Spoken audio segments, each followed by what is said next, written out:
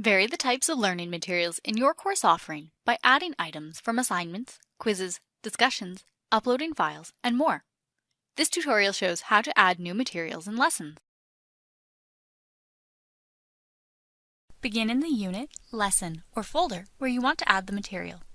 From the unit level, click the Add menu and select the desired option to add to this level. Or navigate the table of contents to include materials at the lesson or folder levels. For this example, from the lesson, click Add Material and select Add Material. Select from the available options, including assignment, quiz, link, discussion, file upload, document, Google Drive, OneDrive, or external tool activity.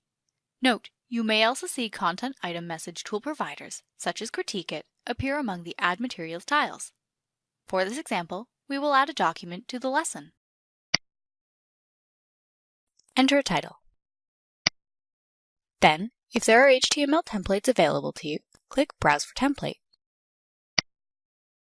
Using templates brings a more consistent feel to your course content. Select an HTML template from course offering files or shared files. Then, enter content for the course material. When you are ready, click Save. The newly added material displays at the end of the lesson and will be hidden from learners. This gives you the opportunity to make changes and choose when the material becomes available to your learners.